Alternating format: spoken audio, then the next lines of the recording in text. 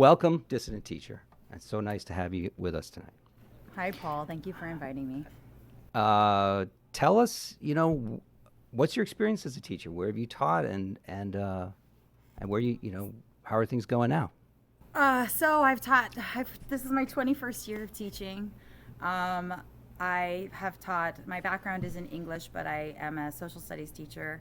I am highly qualified according to the state of California. I have a national board certification in social studies and a master's degree in my content area, literature.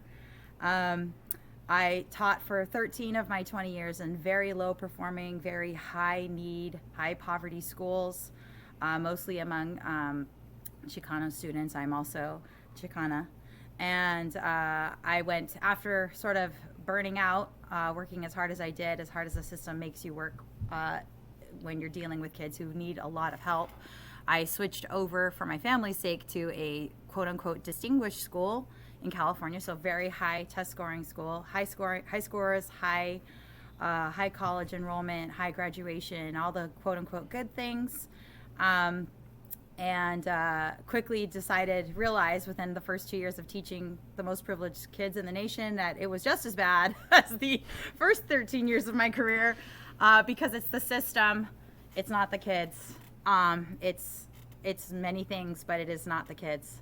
So I'm here today just to talk about that and let parents know what's up, and hopefully we can help some teachers find a way to whatever extent we can, do what's right for kids, and in contravention of what the system incentivizes us to do. That's really, thanks, and we'll get into all this. So over the course of your 20 years, how have the institutions changed? Like what have you seen? Have there been pressure from administration, colleagues? Can you sort of give us a sense of what's been the transition here? Well, one of the cool things about being a teacher, and I think a lot of teachers love this, and this is how we sort of rationalize staying in the profession, is that we have a lot of control when we close the door in our room. So, I mean, as a parent, you could see that as a good or a bad thing. But if you feel like your heart's in the right place, the ability to close the door means there's really no pressure on you. If admin isn't walking into your room, if they're not after you, it's really not a big deal to be a teacher, and there's not a lot of pressure. But what happened is, really around 2013, 2014, the standards sort of went out the window for academic standards for students, and then attendantly behavioral standards just dropped, and there was zero support from admin. We started to see that pretty quickly. And so what I would say is the only pressure has been to help, quote unquote help, I say quote unquote a lot, I should probably stop doing that, to help more students succeed. Now, how a teacher sees the word succeed versus how an administrator sees the word succeed can be incredibly different definitions. They're incredibly different definitions. And I'm kind of an old school, school marmy, bun in the hair, sort of listen to me and do what I say kind of teacher, with a lot of warmth too. But, my point of that was just to say that I run a strict classroom, so my kids tended to be okay, and we tended to do well. But you could see the deterioration around you in the school, and I would hear it from my colleagues. Mm-hmm. And so how the administrator, you mentioned how the administrator defines success, how the teacher defines success. Very different, right? 100% graduation rate. The only thing that mattered was grad rate, and one of the things, and there were so many ways, and I probably shouldn't bring this up, but I'll just say there were many very dirty, nasty subterfuges in order to ensure that kids were graduating. The easiest one is just to tell teachers, I had many colleagues say this to me because I was constantly butting heads and constantly on the radar with like high levels of kids getting F's at quarterly report, right? And usually my kids would save themselves because they realized I wasn't going to save them, so they'd figure it out. But I would have colleagues say, why don't you just give them a D? Like, it's no skin off your nose. Just give them the D or give them whatever. And if you have a particularly angry parent, give them the B. Who cares? Whatever, the kid's not going to succeed anyway. And that's the kind of rationalization that we hear. And then admin's never going to push back. So you can just get away with that all day long if you want to. And I don't think most teachers necessarily do that, but the pressure is there and it's real. And even if it's never outright clearly stated, just give everyone a D, you hear it a lot. and it's just simple. It's the path of least resistance. And so most people will take the path of least resistance. So a teacher who cares, a teacher that really wants the student to learn, is looking into what they can do. What's actually in front of her or him? And then you have, I mean, would you say that, or do you think?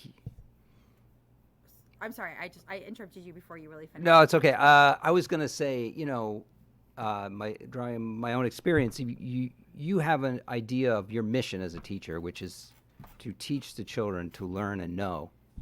And then you have this administrative apparatus that has a certain idea of success, and that, and then other teachers that are just, maybe they're burnt out, maybe they're discouraged, maybe they've just seen too much and they want to, get, like you said, path of least resistance.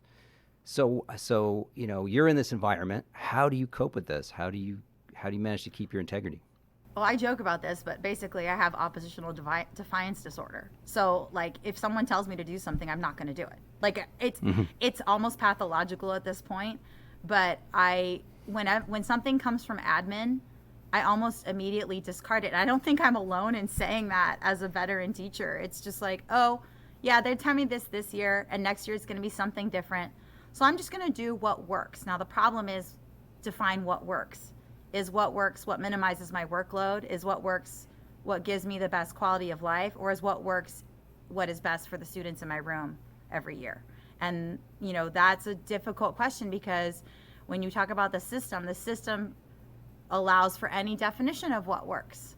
And I feel like for a lot of teachers, what works is, again, the path of least resistance. So how can I make my life better? And I understand that desire to go to the path of least resistance, because the job is impossible and it is so discouraging on so many levels, that to have a to say this is what we want, or this is what I'm going to do, and try to get everyone in the same boat, again, that closed door then becomes a problem, because you can have teachers say, oh yes, I'm going to do this and I'm always going to look out for what's best for the kids, but when they close their door, do you really know that that's what's happening? As a parent, I mean, as a teacher, it's kind of none of my business. That's an admin problem, but it ends up being my problem when the kids come to my room and I have expectations that they know and can do certain things, and they can't. Yeah, and my curriculum depends upon them being able to do certain things at a certain level in a certain time frame, and that's impossible. And that's how you sort of have this, like, these stacks that just keeps stacking up, these negative, so you just get going farther and farther backwards, and yet the kids are being socially promoted forwards. And so basically we're living a gigantic lie. And that is where I think most teachers' stress levels, why they're so high, is there's enormous cognitive dissonance in this profession between what I think I'm here to do and what I am incentivized and pressured to do on a day-to-day basis.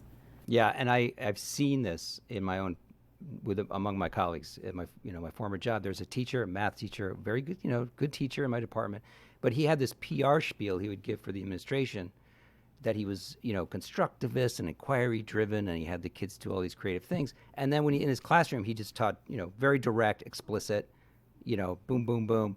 And I was like, how, and he himself couldn't even admit it to himself. It was very strange. He had to sort of keep up this act. And it's like you got to be dancing, living a double life. It's very strange. Now, one thing we've talked about is, this pressure to not put pressure on the kids. How does that play out? Well, it's simple that we just keep going away from anything like any calibrated standard of success or achievement. It's all, well, you do you in the classroom. Now, I am in California, so I'm probably the furthest down the road into this kind of educational, I don't even know what to call it, miasma. I don't know, just this disastrous, toxic cloud of nothingness where everyone just does their own thing. I mean, it seems really, and it's a little bit, we have that kind of hippy-dippy heritage over here. But what we see is our reading scores and our math scores are just absolutely in the toilet. Like, it's embarrassing given how much wealth is in this state. that our students are not being held accountable for anything, anything have even to hold- remotely resembling Yeah. achievement. So Yeah. I think what's happened is, California is quote unquote an innovator. I did quote unquote again. Let's count my quote unquote. Let's make that a drinking game, guys. It's All right. 6:30. Go for it.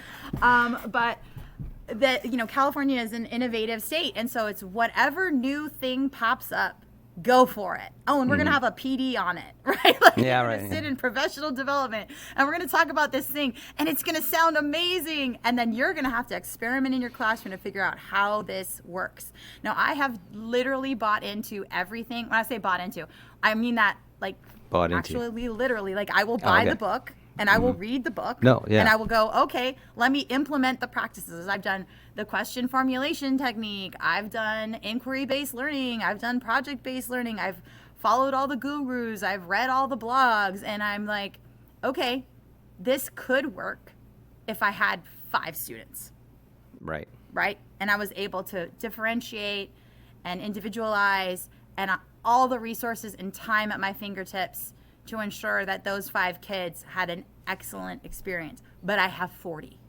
Yeah. And Wow. so throwing all this stuff at the wall to try to see if it sticks when we have, and nobody likes them, these traditional, more tried and true methods of instruction where the teacher is the expert. And, this assumes teachers are experts, which is a whole other problem, experts in their content. Then, if you use that old school method, you're accused of what? Being the white sage on the supremacy. stage. Yes. Yeah. Well, right. then at this point, it's white supremacy, right? To have standards right, like, well, yeah. you're a racist. And I'm like, well, I'm the most Mexican racist I know. So, well, I guess that's a new thing, right? So anyway, that's a whole other Oprah. Anyway, but I do think that like basically this inquiry-based, project-based, I like the idea. I think if it's just me and a couple of kids, amazing, wonderful, awesome work could be done. But when you put me in a room of 40 kids with vastly different skill and ability levels, not to mention literacy levels, it's unmanageable. And also it means that, some kids are not going to get any attention from me. And that's really a shame. It's very inequitable, honestly. Let's talk about, if you want to talk you're about right. that. Yeah. I think you're right. So, I mean, we have other things to talk about, but I want to pursue this a little bit. You said, traditional teaching methods. Tell me what works. Tell me what does it look like in your classroom? How do you, what are the things that everyone should be doing that they're just not because of all these crazy reasons? Well, I would like to point, I think that, I practice certain things, but my practice is all based in, I wouldn't even say experience, it's based in neuroscience, right? So I try to read what works best at different levels and why it works. And then I'm also, because I'm a history teacher, I'm interested in the history of education. So I've done a lot of digging into that.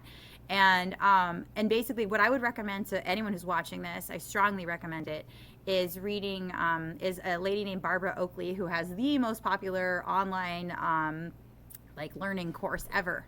And I think it's called Learning How to Learn. And she wrote a book called A Mind for Numbers, where she explains how the brain works and how you learn and how you have to study in order to learn.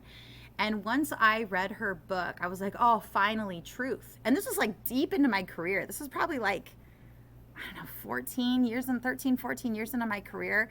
And I'd always been solid. Like, I was the expert in front of the room. I'm going to explain things to you. I'm going to hold you accountable for reading. I'm going to hold you accountable. I'm going to ask you questions in class. You are going to write. I'm going to read your writing. I'm going to give you feedback on your writing, because I've mainly taught humanities, so English and history, right? So I've always done sort of the hard work, like a traditional, think like 50s classroom kind of. I mean, and I've been in charge in my classroom, and I would say that my students have been very happy. But when I read Barbara Oakley's book, sort of it all came together in terms of why it's important for you to read the book, then hear the lecture, annotate the text, take notes, review it every day, practice with it every day. Ideally, practice at night, wake up in the morning, practice in the morning, review, and then have this multiple touch points with the information. And the reason one of the reasons K-12 could work at scale if you did that, if that was your main pedagogical approach, is that you're going to have kids who have heard similar things over time, so they have so many touch points with the same information. And I think the work of E.D. Hirsch is incredibly valuable here. So E.D. Hirsch, if you guys are not familiar with him, is he wrote the Dictionary of Cultural Literacy. He's the founder of a group called Core Knowledge. CoreKnowledge.org is basically Western Civ from TK, pre-kindergarten, preschool, through, he has a program basically through like 8th grade, right? And he does these books, and it's like what your kindergartner should know, what your first grader should know. And it's the myths and the stories and the science and the history and the literature and the songs and even the idioms, even down to the idioms like, an apple a day keeps the doctor away. Like he wants people to have this vast bank of knowledge that they can draw upon. Right? So it's knowledge based. It's a foundation. And some kids, and I think this is where, we talk about why is there this achievement gap? Well, some kids are drawing from a vast bank of knowledge. Sorry, I said fast, but vast. Other kids have parents who are absent or not well educated themselves. They're doing the best they can. No shame to those parents, but they're not able to give those children the same foundation that kids from wealthier / more educated / more well-read families can. And so it's not a question of money as much as it is a question of basically stores of knowledge and how that knowledge is passed down. K-12 could have been a great equalizer in passing that knowledge down in a systemic, structured way. But instead, we've gone all airy-fairy and told everybody, just do your own thing and whatever works for you is fine. Because it's the skills that matter, right? The skills are what's important. Yeah, but you can't do skills without knowledge. How do you write if you don't know anything? And that was, here's a fun little anecdote for everyone. I switched from English to history when my first kid was born. And that was because teaching English, I love literature. I have a master's degree in literature from a top 10 university in this country, okay? I love it. It is my passion. Teaching it in a high school is the 7th circle of hell, okay? Because I used to have students tell me, and I lovingly call it this, so please don't, I hope no one takes offense, in my ghetto school, and that's what my kids called it. So they would say, we love your class, we love you, but we hate English, we hate literature. And I was like, how do you hate literature? I don't understand it. And it's because they didn't have the knowledge to make the content accessible. So there's a great study, and I'm terrible with and this is hilarious because I'm a history teacher, I'm terrible with remembering names and dates, which is very embarrassing to admit, but I'll admit it. Also, I'm anonymous. So take that and run with it. Anyway, I made a joke and I forgot what I was saying. I was saying, oh, yes. So when I've forgotten completely. This is what happens to you as a teacher. You tell a joke and then you're so proud of your little joke that made something about some experiment about knowledge. Was that? Yes. Okay, there it is. So reading. Okay. And I think this is in Sold a Story too. I knew it before this. If you give a kid who plays baseball and is a terrible reader a magazine article written at the 10th grade, 11th grade level about baseball, it's a miracle he can read it. What? How come Johnny, the star center fielder on his little league team who watches MLB baseball constantly, never picks up a book, but you give him this article and he understands it and he can tell you it and he can talk about it at length? What? How does that happen? He's a terrible reader. Because he knows baseball. That's how. Because he has the vocabulary. He understands the context. He can picture it in his head, right? Whereas if you give me that same article, I'm a hockey person. If you give me the baseball article, I'm like, well, this is nice, and I probably have enough vocab to understand it, but not at the level Johnny can. And that's the difference. It's not about the ability to decode words, although that is incredibly important. And the fact that we moved away from phonics is absolutely criminal in my opinion. But the important work is, first, the phonics is great. You can decode the word. And I had classrooms of kids who could decode words. They could read out loud, but they got to the bottom of the page. They had no idea what they just read. They could not put those ideas together. And that is the problem. It's not, the problem is not they can't read at all or they don't like reading. And I can tell you the number of students who would dutifully go home and do the homework. I promised I wouldn't cry. I'm going to try really hard not to cry. They would go home and they would do the reading, and they would come in and say, you know, Maestra, I did the homework. I promise you I read it, but I don't understand. I can't remember any of it. I don't know what I read. I don't understand what I read. And so it was just one of those things where it's like, it's not because they're incapable. It's because they lack the knowledge they need to understand a piece of writing. And if you can give them that knowledge, and generally if we're talking about Western Civ, right, there's a canon. And there's a canon for a reason, right? Just like if I was in China, I wouldn't teach the Western canon. I would teach what was relevant to the, you know, in Asia, what's relevant to Chinese history and Chinese culture, which I'm sure they do, which is why their reading scores are way higher than ours. So that is the issue to me. It's not an issue of our kids are stupid or they're poor or it's systemic racism. It's no, they lack the foundational knowledge. And here's the worst part about that. We could fix it. We could fix that.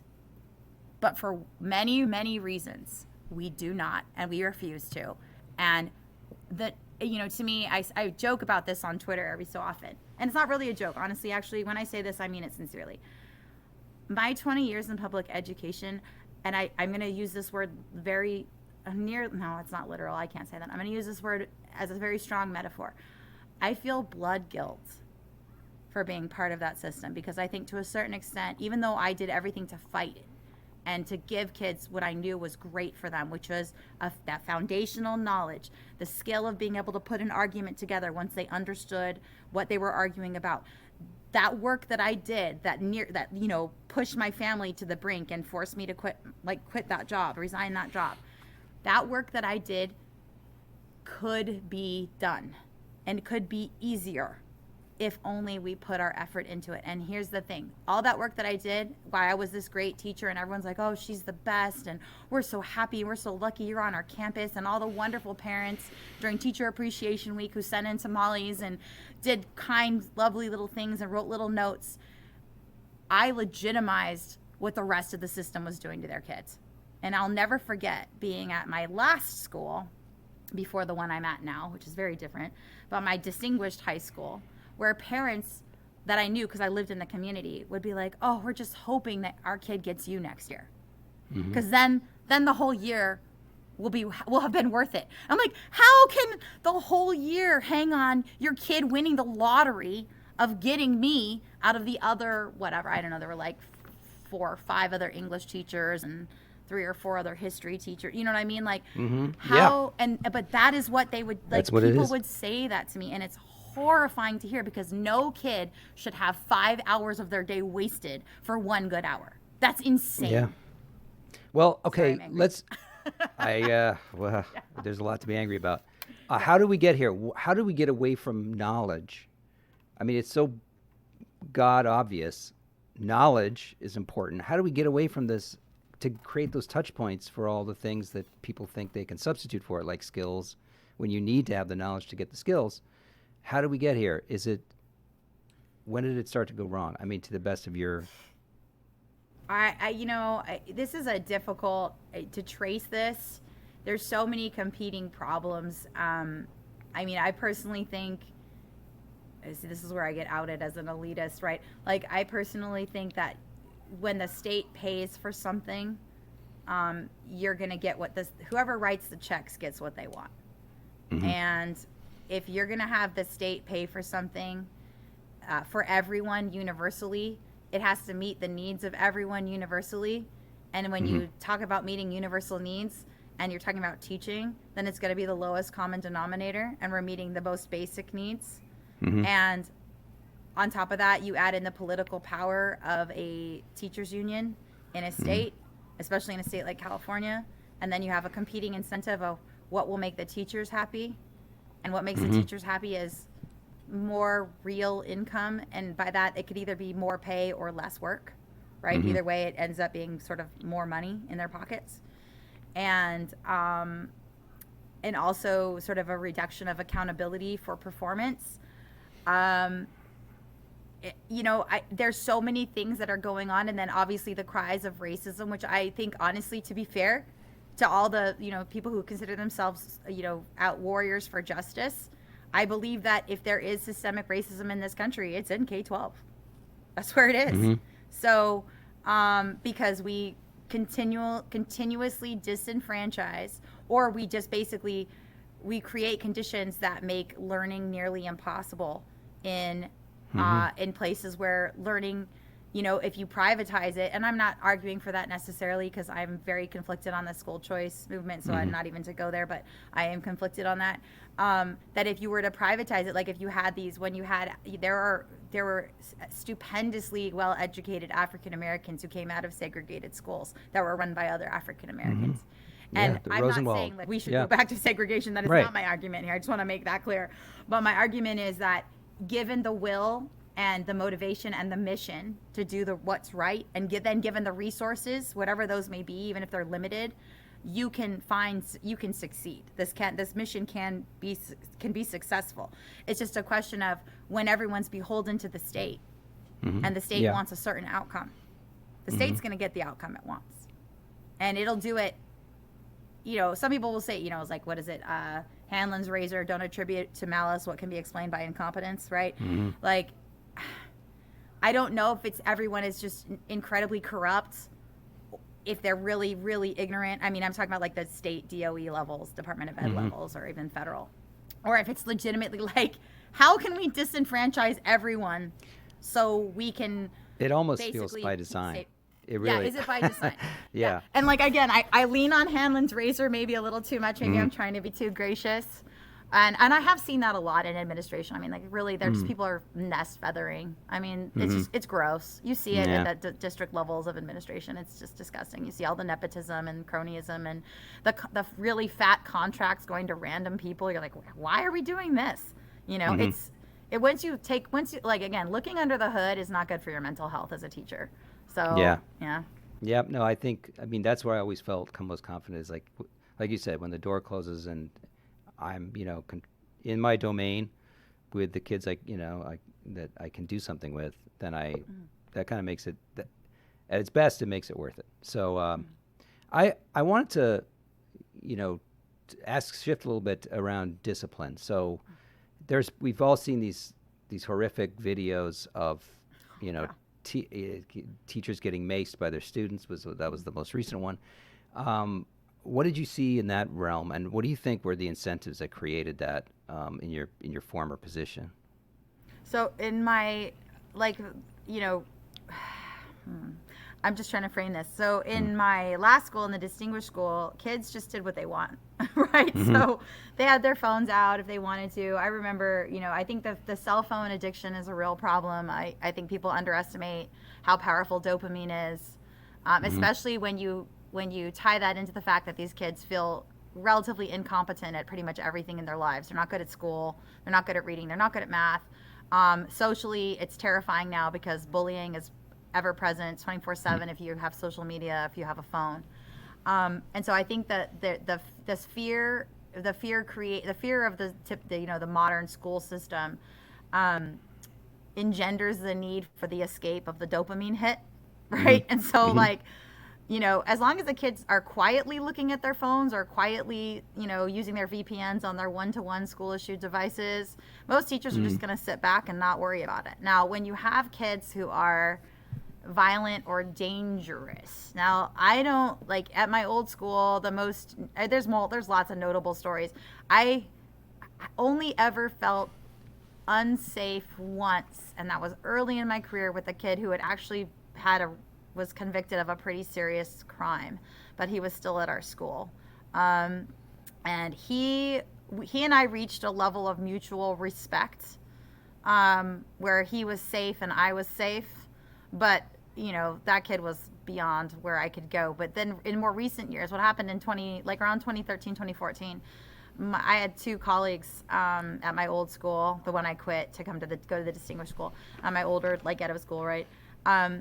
And we noticed that, like, behavior standards weren't being implemented at all. Like, we'd send kids to the office and they'd just get sent right back, and we'd be like, what happened? And they'd be like, nothing, I just sat there. Or, you know, we'd have detention, kids wouldn't go.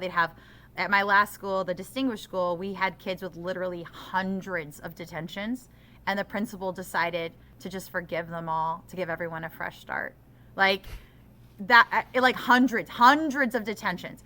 Wow. But the school before, so we looked. My friend was actually the union. He was like high up in the union, and he's like, "That's it. I'm reading the contract." So he read the contract. He's like, "Oh, we have the right to form a discipline committee."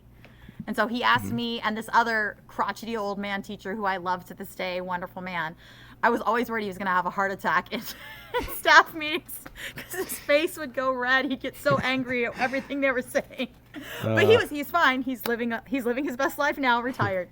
But anyway, so he said, "Let's form a discipline committee." And we could. And so we did. And all of a sudden, teachers started sharing with us all these things that were happening in their classrooms and how they'd gone through the protocol of, notifying parents and writing it up on Aries or Power School or wherever and sending home this and notifying the principal, and the kids were not getting any consequences. And so we had this discipline committee, and we're like, okay, well, the union contract says that we can hold administration accountable, blah, blah, blah, blah, blah, right? So we're thinking we have some power here. We're so dumb. We're so naive. And so we had these monthly meetings. And we'd just get nothing but run around. Just run around. Oh, yes, we'll change that. Oh, we'll look into that. Oh, we'll do this. Oh, we'll create OCS. We'll create blah, blah, blah, blah, blah, blah, blah.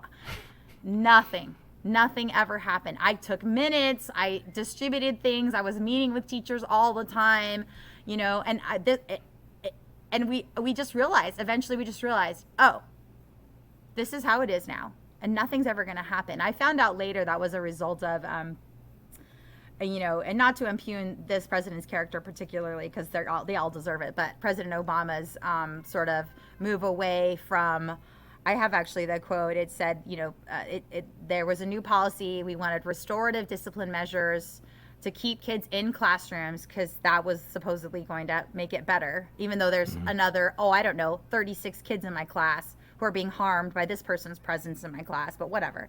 Then, so the quote was, and here's what my administrators were responding to, and this is what I'm talking about with perverse incentives.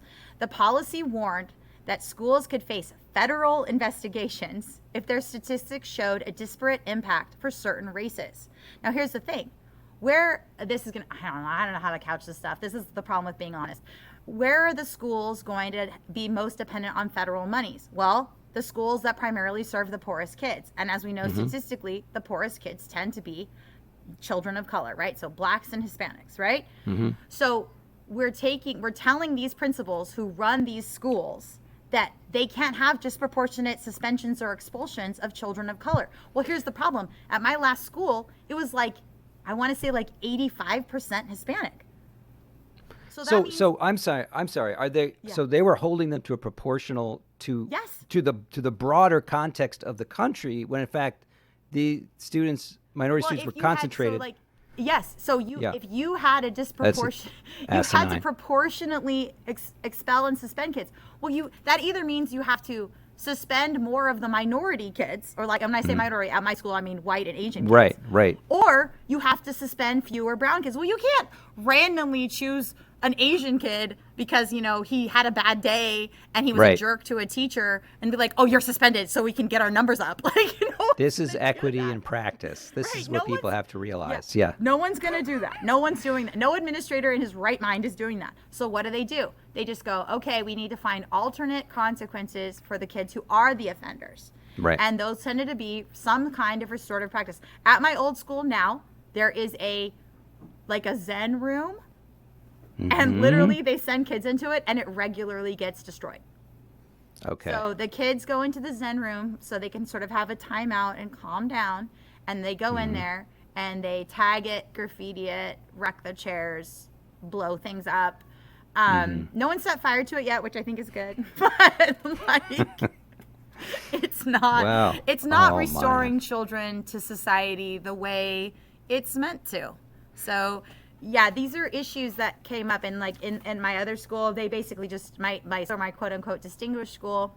One of my favorite stories, because on Twitter there's a lot of teachers who are very upset about cell phones, and rightly so, totally understandably, because it's insane what teachers are having to deal with in typical schools. And my favorite story was at my old school. A kid got caught with his phone. Teacher, being a decent human being, is like, "You're not supposed to have it. I'm taking it." Takes the phone, takes it to the office. Okay, now the parent comes to pick it up, okay, And the parent takes a look at the phone and goes, this screen wasn't broken this morning. And it's been in your care all day. And the school turned around and told the teacher he was responsible for replacing the phone. The kid got a brand new phone. The teacher out of the teacher's pocket. And it quickly went around the school that don't confiscate phones. It's not worth your time. Like that happened. Yeah, I think right. that was like 2 years ago. So no one's taking phones away. And then, obviously like there's some attendant issues with that. Like, cheating's a real problem. The phone actually at my old school wasn't a huge problem, except that because my kids all figured out how to get VPNs within 2 or 3 years of having their devices. So a lot of them were just, watching whatever they wanted, whenever they wanted on their school issued laptops. So this is how it is now. And I think what we need, like to go back to circle all the way back to that original question, paper, pencils, lecture, real books, not digital. And going back to very simple standards and saying this is the knowledge you will have when you leave, and you will have done these certain exercises to demonstrate that you have said knowledge, whether that's essay writing, test taking, whatever projects you want them to do. I mean, I think you just go back to basics. And, but doesn't this sound like the banking model of education, where the kids, we're putting things in their heads and this is all so traditional and terrible? Can you sense my quotes? I mean, you're not doing a very good steel manning job right now. I know. Well, no, actually, you're right. I'm gonna be better. I'm gonna say, okay. What would you say to the legitimate concern that this is not creative enough? This is not student centered enough. This model of education that you're using is not teaching the kids the skills they need to adapt to evolving circumstances in the economy, and that this knowledge base that they're going to have won't, be relevant. We don't know what will be relevant. That's why we need to teach them the skills. What do you say to that? I would say that I have a wonderful example that a colleague that I work with, who is a brilliant art teacher. And this person knows so much about art and so much about the periods in art and the concepts and skills necessary for art and how it was done by different people, that she is very clear with the students. You cannot break rules effectively until you know them. You cannot create until you know what's come before. You cannot solve a problem that is new if you don't know how the problems of old were solved. You can't. And this idea that you can just Google everything and then put it all together is laughable on its face. Give the kids a complex problem and say, okay, you're free to use Google to try to solve this. They will come up with asinine, ridiculous ideas because they don't know those ideas have been tried. They just don't know, and they don't know the outcomes. And when you start saying, okay, well, that actually was tried, and this is great you can do this in history. There's all kinds of things like in history that you can do this with.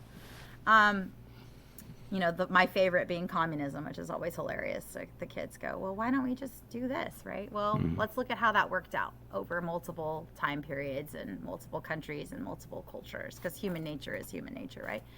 So you give them a complex problem, and it takes them, they can't even begin to generate a solution or even an understanding of the problem because they don't know enough to understand what's at stake in the problem, the components of the problem, right? They have to have the knowledge to take something apart before they can put something new together, right? So it's the question of it's like, what is it, Zen and the Art of Motorcycle Maintenance, right? Like, you have to take the engine apart to see how it works, and then to look at it and go, what's wrong with it? And then put it back together. And you may have to put it back together multiple times, but you already had that model, right? So you're learning the model before you can do something new.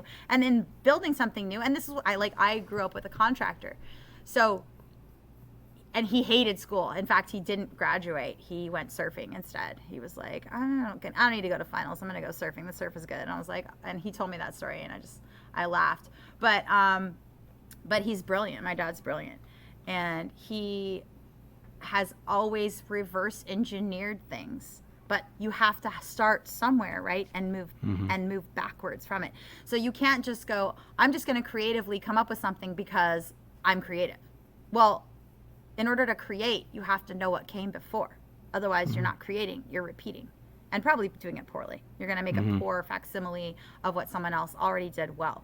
Whereas you could learn from the masters and then stand on the shoulders of giants instead. But you can't do that without knowledge. All So right. I don't know if I answered that well enough. I think you did. I think you did pretty well. Okay. I think we got it. What did you see with some of the new teachers that were coming in when they're asked to do some things and present curricula a certain way, or do practices, or get a professional development, or how do they make sense of all of these things that are pushing down on them, or in that whole context? I think in general, most teachers are good-hearted people. They care about kids. They want to make a difference. And it takes several years before they're completely crushed by the system. so they come in all, hot and bothered, and they're going to teach kids, and it's going to be amazing, and it's going to be like, I'm going to age myself here, but that Michelle Pfeiffer movie where she goes into the ghetto school and she gives them Dylan Thomas and they love her, and it's going to be, oh, Captain, my Captain, and it's going to be Freedom Writers, and I'm going to be Jaime Escalante, and they all have seen these Hollywood movies. And by the way, little note on those Hollywood movies, almost every single one of those teachers they made a movie about, quit almost immediately after they really some notoriety. Yeah, the Freedom Writers lady lasted, I think, about 4 or 5 years in the classroom before she went to she went on to a college to teach education at a college. The Michelle Pfeiffer lady only lasted a few years at her school. And again, it's not because of the kids. It's because of the system, right? The kids responded. I think those movies are accurate in terms of the response of the students. I mean, it might be a little overblown, but I remember my students loved me. And they loved that I believed in them. They didn't love me because they didn't know me, but they loved that I believed in them and that I trusted them and that I treated them as though they were worthy of greatness and that they had greatness inside them. And I think that's what those movies are about, because that's what Jaime Escalante did too, right? But the problem is that you get ground under the wheels of this millstone. And there's all these a million persnickety little requirements. And the other thing is, it's really easy to be discouraged, because when you go to teacher, I'll never forget. Oh my God, I forgot about the story. When I was preparing for this interview, I'm going to tell you the story. You're going to love it. So I was at my old school, the Gatto school. I met this girl on the first day, and she was a dancer, and she was an English teacher. And I remember her literally twirling in the courtyard as she was talking to me, because she was just made that impression on me. And she goes, I remember you. And I was like, what? I've never met you before, because I would remember you, because you're amazing and beautiful. And she said, no, I remember you from our school, because we were in the ed program together, but you were in a different section of it. But we had a couple classes together. And I was like, oh, really? And that was all she said. And we didn't become friends. It took us a couple years to really become really good friends. And she finally spilled the beans. And she said, I remember you because I remember, and I'm going to censor myself, what a witch I thought you were. Because in our methods class, it was methods of teaching English. In our methods class, the professor who was she wasn't a teacher. She was one of these PD people. But she would occasionally go to the local district and do a model lesson. Everyone would fete her. And, oh, that was amazing. You're so amazing, right? And so I had been teaching at the worst school I taught at, which was a really tough school, the one I told you about, the convict who I had in my 9th grade English class. Anyway, that school, the teacher, I was young. I was 20, I think 19, or I was probably 20. And I said, I went into the methods class, and she gives us this beautiful lesson, and it was based on The House on Mango Street, which is a wonderful book for Chicano students. And she said, now if you just do this and this and this, these kids will respond this way. And I raised my hand, and I was completely disingenuous in this question. I was like, well, what if they don't read? And she goes, well, try this. And I literally had, because I do research, I'm good at reading. So when the kids didn't read, I was like, let me find a way to help them read. So I was looking. And I'd never been trained. Here's the thing. Secondary school, you don't get training in reading at all, almost zero, right? So you don't know how to help these kids. And so I asked her, and she said, well, do this. And I said, I tried that. It doesn't work. Can you give me something else? So she gives me a second thing. And I said, no, I've done that too. That didn't work. And then it was like a third, and this is why my dancer friend is in the room, and she's like, why are you bothering her? You're being so mean. Like, basically that was her attitude. Like, I was being mean to her. And then she said, she goes, well, what about this? And I said, no, I've done that too. And I've done this, and I've done this, and I've done this. Is there anything else you have that you could offer to me? And she's like, if you just do what I tell you, it'll all work out fine. And that was the professor. And I realized, okay, don't push her any further, right? This is before I'd fully developed. I'd fully grown the wings of my oppositional defiance disorder, so I didn't push back on her at that point. But my friend told me, she's like, I remembered what a witch I thought you were, and now I totally understand why you were asking those questions. Because my friend had interned in a wealthy white school, and I had interned in the poorest, hardest school in our area. And so that was the problem is you come into school and you have all these highfalutin ideas as what you're going to do, and you're going to help these kids, and your heart's in the right place. And I'll even say that about the sort of diversity, equity, inclusion types that are all about justice. They just want a better world for these kids.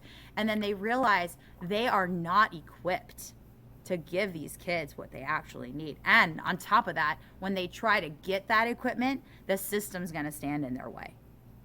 And so what do? Well, you go with the flow. You take the path of least resistance. You accept in California, very generous paycheck they give you for doing this work. And you leave at 3 o'clock when the bell rings. And that's it. Wow. And you said yourself, it took you, 14 years? I think my fury sustained me at what I saw was happening to my students. My fury sustained the first, probably 10 years of my teaching career. I could tell you all kinds of stories about what I saw those kids go through. I will not, because we only have 12 minutes left. I want to make sure you cover everything you want to cover. I got a couple, but yeah. I will say that it is every bit as bad as everyone says, and I'll tell you again, I'm going to say this for all the parents, because I think I'm going to assume here that a lot of the parents listening to this, or teachers that are listening to this, are kind of have their heads above water a little bit to even be able to seek something like this out. So even if you're in one of these upper middle class suburban schools where you think the kids are doing just fine, I would challenge you to look at how well they're writing, and really dig down and question them when you're talking about something they were supposed to have read. And when they turn in a PowerPoint project, which we assign altogether too many of in public schools these days, that you really look at the quality of their sentence structure, that you look at the quality of their ideas, and you give them solid feedback, because that is the only way these kids grow. And if that's one thing you can do, it is giving real constructive feedback about, and if it's kids that you think would be overwhelmed by feedback, give them just one thing to work on, and then try to teach them a little lesson that will help them work on that. That's like one actionable thing you can do if you're here and you're worried and you're like, how am I going to go forward in this career? Take those little steps and do what you can for the kids in your room this year, knowing that the kids in your room next year will be different and have different needs, but you can take little steps and do good things still. Yeah, it makes sense. I mean, I urge all the parents I talk to, find out what your child knows. Don't trust the grade. The grade says nothing. Good advice. I wanted to say, you touched on the house. Just had a thought. The House on Mango Street. You said it was a good book for Chicano students. Where do you stand on the idea of representation in education? Do you think that it is salutary, or do you think that how do you feel about that? Do you think that it's important? I think that here's the problem. The first part of this is, and I definitely like to harangue people about this. What's a Mexican? I mean, are you a Mexican from Oaxaca? Are you a Mexican from Baja? Are you a Mexican who's wealthy and had a bodyguard in Mexico DF? Or are you someone whose parents are barely literate and you're living with your uncle in Oakland because your parents were able to get you out of the country? Like, what's a Mexican? What's a, for that matter, what's a Latino? And what does it mean to be black in America? I mean, which black? Chicago black? Nashville black? I mean, how can you say, well, this Sandra Cisneros book is written for Mexicans or it's written for Hispanics? Like, that's a really broad and I think actually rude assumption to make that every kid will understand this. We had a disaster on our hands at my last school. Every kid was told over the summer to read a book called Enrique's Journey about this young man named Enrique who came from Mexico as an undocumented immigrant. And everyone was supposed to understand Enrique's journey so they could better understand, because our school, as many schools are in California, was experiencing pretty significant declining enrollment, which has continued. I would argue largely because of the economic realities of living where we live, but also because the quality of the schools is so bad that anybody with money is pulling their kids and putting them in private or some other option. And so we were getting, and this was in response to that, and it was the year before I went to that school, because we were getting more Hispanic students. And so the white administrator's response was, everyone should read Enrique's Journey. That will help us understand. And I'm like, okay, first of all, the Hispanic kids you're getting are not immigrants. They are kids like second, third generation. They speak English. This is a foreign story to them. This is not their story necessarily. I mean, yes, of course, there might have been a few kids who would have grokked it, but the typical kid was not like, oh yes, I am an undocumented. I mean, this is the kind of ridiculous nonsense you get when people want to diminish culture to, oh, we have to check a box for the Latino book, or we have to check a box for the Black book, or we have to check a box, rather than saying, we're Americans, this is what our culture is built on. And even reading books about like the Chinese experience in building the Transcontinental Railroad in the Western United States, that's an American experience. Yeah. Right? So why do we have to say, oh, well, you're Latino, so we have to make sure we read a Latino book? Like, it's just stupid, and I think it diminishes cultures, and it diminishes the individual. And I think what's great about great literature is it doesn't matter where you come from. You can see yourself in the book, not because of color, but because of the human experiences and the humanity that you see shared or reflected in a well-written character. Yeah, that's very interesting. So, and it makes me think about back to what you were saying about the student who knows baseball, who has a knowledge base for baseball, can read about baseball, can read something about baseball. Is it that the representation is just not specific enough or is it that it could be good, but it's this sort of like abstract big bucket that doesn't actually connect with the detailed reality? Or is it something that we shouldn't worry about too much because, like you say, with the great works of literature, with some help and sort of guidance, they can relate to those characters?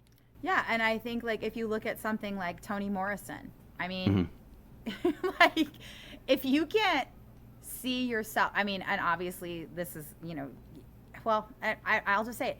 If you can't see yourself in her books, or if you can't sympathize with what her characters experience, there's something wrong with you. I know. Like there's something wrong with you. Like you're missing something in your humanity. Like right. Like it's a great book. I mean, what's great about books like The Bluest Eye or Invisible Man or Giants of the Earth, these sort of like quote unquote ethnic books, right? Drinking game. I said quote unquote again. If like you're reading these books, it's not about the ethnicity, it's about the shared humanity. It's about the struggle of life on Earth. It's about what it means to be good / evil. What are the nuances in good and evil? I mean, they're huge questions everyone sees on a daily basis. There's no reason that you should say, well, you're white, so you can't understand Ralph Ellison. Right. Screw you. Right. Don't you if I was to tell say my son I that. identify with the protagonist of Invisible Man, what would that say? What is that? That's kind of an outrage, right? I can't identify with him, right? How dare I? Some people might say that. I would say that was Ralph Ellison's whole point. Yeah. Why did he write that book? Because he wanted people to understand. I will never forget, and I know that it's touchy to say this.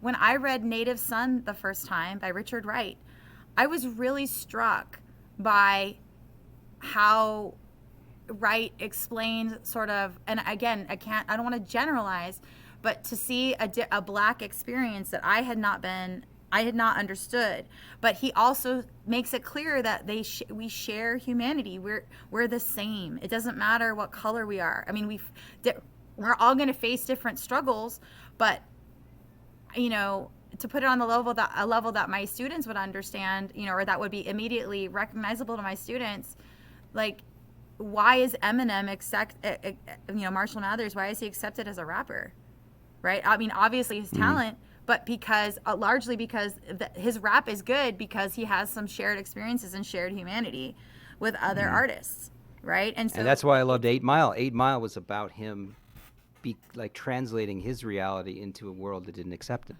And and crossing that divide, Right. So the reason great literature is great is because it speaks to something innate in us, in our humanity, and to say that we don't have a shared humanity because our color of our skin is different, is so polarizing and so disingenuous and so dangerous and so harmful to children.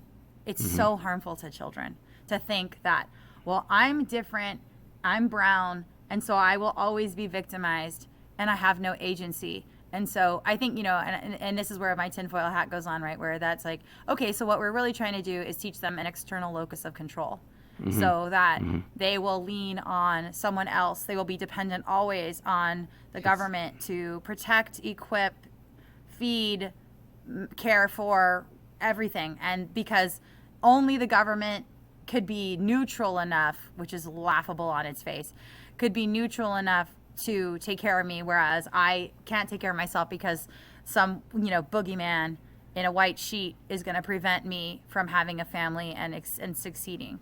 So, I know that, I wonder if this talk is going to get me labeled racist. This will be interesting to see what happens on Twitter after this, but yeah, but well, it is what it is let it at rip. this point. It's fine, yeah. Yeah, and I think these are just ways that I think elites and groups of people who have a vested interest in controlling other groups of people they're not there sitting there rubbing their hands together, but they are latching onto certain narratives that will perpetuate a system of dependency, whether it's one or the other.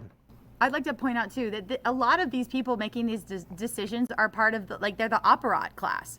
So we're talking about apparatchiks who they have boxes to check. And so okay, how do I check this box, right? Because what they are first and foremost is compliant and conformist, and they do what they're told. And so they have a list of boxes to check, and they're checking boxes. And they're like, okay, how do we get Latino inclusion? Oh, I know, let's put in the national curriculum House on Mango Street, right? It's just a lot of it is just unthinking, how do I complete this task so I can maintain my position that I have in the state apparat. Right. So I don't think that is said often enough, that a lot of this is not necessarily forwarding agenda as much as it is self-protective. Right. Like, I'm trying to create something where I'm just trying to do what I'm told so that it looks on the surface to someone who has very little knowledge. So basically everyone in the government can say, we did a thing, right? And I think that should be spoken of a little bit more often, because I do think most administrators believe they're doing what's good. Most Department of Ed people and PhDs, EDDs think they're doing good, and they're doing quote unquote the work. See, I did quote unquote again. You guys are going to be really wrecked at the end of this. Sorry. Okay. I'm going to watch this over with a drink in my hand, so I'll get all the drinks in. Don't do that. Because it's fine. I can't do it live, but Okay. I wanted to wrap up with a question. So, as you know, our organization Terra Firma, we exist to support teachers like you. So if you think about, if you imagine your ideal organization, are there things that Terra Firma can do beyond what we're doing now, or maybe do it better to help teachers in circumstances like the ones you were faced with? Okay, so I think just your outside of that, just what do you think teachers need? Well, I love that in your mission statement, or you said why, you're risen to I can't say French. I don't speak French well. I pretend I do, and I can't. But your reason for being, right, is that you are also going to help with professional development that's not BS, right? So I think that one of the things that we can do is give a macro view of education, or one thing that you could do. And then I would say that you should curate a list of books for teachers who are questioning the system and want to do what they can to provide a good education, and sort of they have the foundation, the philosophical foundation for what works and what doesn't, and why what works and why what doesn't. And without getting into the weeds of, on day one, make sure the kids see you in a tie, that crap. But more of the broad global view of what education could be. And sort of the brightest minds and also a historical view of what education was and why it went the way that it did, although that might be a little too weedy at first. I think just maybe the philosophical view of what are we trying to do and how do we best do it, and here are some great books on that you can give you some ideas that you might be able to apply without giving specific, here's a lesson plan and here's a structure for your class. And then the other thing, what else would I say? I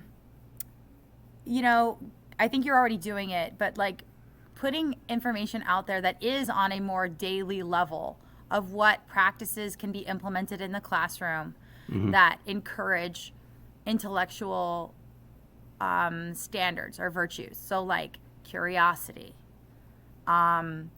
grit or fortitude, right? And questioning and pushing back, not necessarily speaking truth to power, because that can get you in trouble in a public school, but asking questions and continuing to ask questions. And I think that if you can give people specific direction about things they can do both in the classroom and then in professional development or when meeting with an administrator, how can you handle these touchy situations so that they have a hard time branding you a bad guy, a dissident, as I have self-branded. Yeah. And I think you give some great examples of that. This is a shameless plug, but in our Substack, ethicaleducator.substack.com, you have an article in it talking about how you do that with an administration which has sort of put a target on your back for some of the things that you're talking about. And I think people check it out because it's exactly that, and we definitely want to do more of that. I think when you talk about getting in the weeds, I think it's important to have this sort of intellectual tradition, which I didn't know anything about, and none of my education told me about this, but it was all like Rousseau and Dewey and Freire, and there's an entirely different parallel around education and educational theory, which is much better, in my opinion, actually aligned to what I wound up stumbling upon, just because it happened to work. I'm like you, I tried everything. I tried all the, the faddish approaches.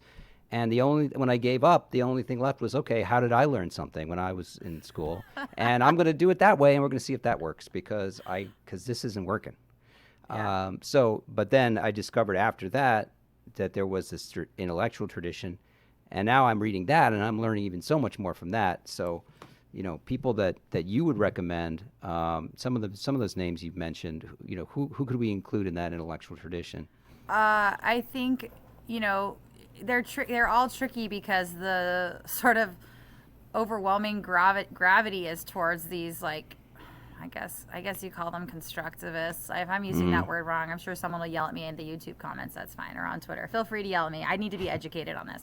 But this idea that we're just here to facilitate the child's development or their becoming of whatever they're meant to become, which I actually kind of agree with, but I think the way you do that is by building a strong foundation so the kids can, decide who they're going to become, right? You can't just decide it in a vacuum. You have to figure that out. So, my favorite people, if there's teachers listening to this right now, I think my first stop would be to find a couple of John Taylor Gatto's essays online, and my favorite one is Against School. That one's great. And then the second one is probably The 7-Lesson Teacher. That's a little longer, but they're both brilliant essays, and he basically talks about what is actually happening in school. He names it, which is brilliant. Because when I found that essay, I probably found them quite a while ago, I was like, oh my God, someone's finally broken it down for me. And it was such a feeling of relief to have some sort of this older, and he was New York Teacher of the Year like twice. I mean, the guy was brilliant. And he writes brilliantly. I think that if you want something in the classroom, I will point you into a very weird direction, which is a man named Daniel Coyle. And sorry, you've got some background. You've got some background noise. Oh, Sorry, I've got a that little kid's in my myself. room. That's no problem. Yeah. No, but so Daniel Coyle wrote a book called The Talent Code, which is really supposed to be about coaching athletes. And it is excellent advice for teachers. If you take what Coyle talks about in the Talent Code and you apply, it's the only book I recommend to colleagues now. Unless they're like unless they want like more of like a how did we get here kind of discussion. I'm like, look, if you just want to be better in the classroom, please read the Talent Code. It's short, it's quick, it's brilliant. I would even argue you could go straight to the chapter. There's a chapter that talks about John Wooden. I always forget his name. How do you forget John Wooden's name? That's embarrassing. But John Wooden, two teachers from Hawaii. I have a history in Hawaii, but I was supposed to. I'll leave that out. Anyway, two teachers from Hawaii. Hawaii schools are notoriously bad. And so these teachers were establishing the Kamehameha schools, which are special schools for people of Hawaiian descent, right? And they wanted great schools. And they're like, we can't figure this out. How do we get great schools? So they wrote a grant and said, hey, can we just go watch John Wooden coach? Now, I kind of wonder if this wasn't just a little bit of fanboying, but these two men they got a grant, they went to UCLA, and they watched Wooden coach, and they watched what he did to make great players. And obviously we can't reproduce everything that Wooden was able to do because he had I think 4 or 5 hour practices every day, so I can't do that in a typical, high school setting. But the things that he did well are brilliant and amazing, and these teachers were like, we could do this in the classroom. We can make that happen in the classroom. So I strongly recommend that book. And then the only other one, and also I would like to recommend a definite super leftist. I love him. I love his honesty. I disagree with him often on Twitter, even though I have not yet engaged with him because he's like a giant to me and I'm afraid of him a little bit. But Alfie Kohn wrote a brilliant book called Punished by Rewards, and it is worth thinking about. Now, is it pragmatic in a typical public school setting? What he recommends is he basically says grades are bad. And rewarding kids for extrinsic rewards are bad. And I completely agree with him, and it flies in the face of all current behavioral practices in public schools, because we're all on the MTSS pyramid. All of you teachers listening will know what I'm talking about, of how we the tiers of intervention and all this crap.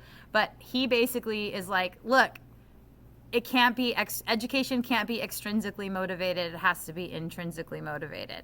And his arguments are brilliant. He's quite intelligent. He's a good writer. And even if you were like, I don't like these liberal ideas, you need to read Alfie Kohn, because he makes excellent points. And I think it's worth thinking about. At the very least, we should be having a national discussion about what the hell do grades mean? What does an A mean? What does a D mean?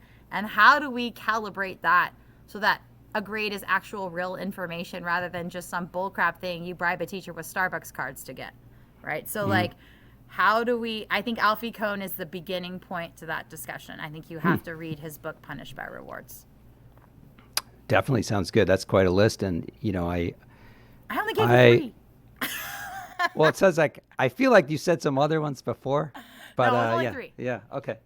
Well, 3's a lot, for for busy teachers. I mean, come on. Yeah. So if I just start there, I'm in good shape, and then I'll come back to you with more, because we got to have you back on.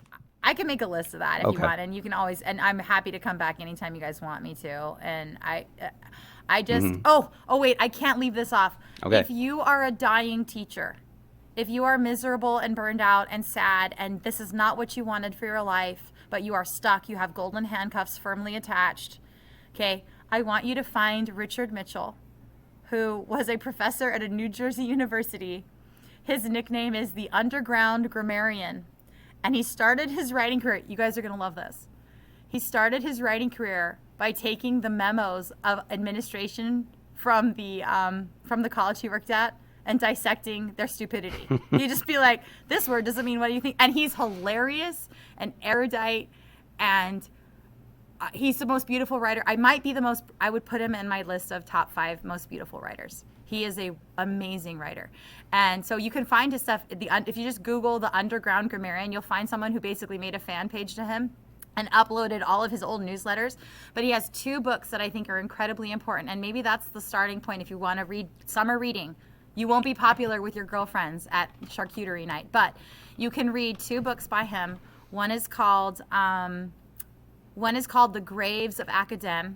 And so he basically lays out, I think he did this in the early 70s, I don't even know. No, it's not that long ago. It's probably later than that. The Graves of Academ, which is like everything that's wrong with school. And he's brilliant. And the second one is called The Gift of Fire. And it's about what it means to be a great teacher. And Mitchell is he is every bit a realist. He knows everything that's wrong. And he's going to give you a push and say, it's okay, you can keep going. It's going to be hard, but you can keep going. And basically the tacit message is, we desperately need you to keep going. And it's a beautifully written book, and he never talks down to you. He's not patronizing. I randomly found his name in a comment board on some random economics article, and I am so glad I found it. I'm forever grateful to that anonymous poster who said, read Richard Mitchell, you'll love him. And I have absolutely loved him. So if you need some heartening, if you need some strength, go find The Gift of Fire. And if you have the stomach for it, read The Graves of Academ too. And we, with the teacher shortage and the good teachers being forced out, it's so important that we keep them in the fight and teaching. So please visit tfteach.org and, fill out the form and submit it to us. And we'd love to have you in our meetings too, because we can offer a lot of support there. As far as books go, you ever read Barry Garelick as a math teacher?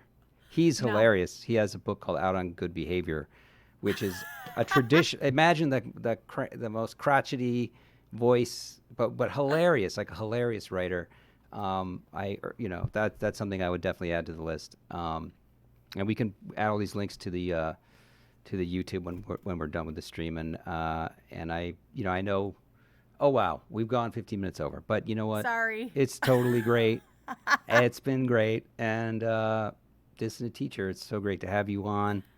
I'm going to tell all our viewers about your thing and your things and where you can be found. You can be found on Twitter as Educated and Free.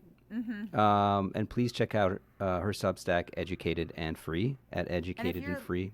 I'm sorry to interrupt, but if you're listening to this and you're a teacher, and I mean, if you want to spew hate at me, I guess that's fair. But if you need help, or you just want someone to encourage you, or if you need specific help with a lesson, I know this sounds dumb, but I'm happy to help you. And maybe my ideas aren't perfect or great, but if you just need someone to talk to, I will listen to you. I am there. It's not like my family needs me or I have small children. It's fine. But seriously, please reach out if you're struggling. There are other teachers who believe, and we just want what's best for kids. And it's not ideological. It's just giving them the foundation so that they can live happy, successful lives, however they define that. Mm-hmm. However those kids define happiness and success. That's all I want for kids. And I'm sure that's what almost everyone listening wants for kids too. Absolutely. And that's educatedandfree.substack.com. And thank you so much. Terra Firma also has its own Substack, The Ethical Educator, which is our platform for teacher experiences and insights. And you can read Dissident Teacher on that platform as well. She has an article called Speak of the Devil, which is terrific. And so, also please visit our website, tfteach.org, to learn about our services and explore our teaching resources. Thank you so much, everyone. And we're going to have you back to talk about the other 3 hours of stuff we didn't get to. So thank you. Anytime. Yeah, anytime. Thank you. And thank you, everyone, for listening. Thank you, guys. Have a great night. Well, thank you.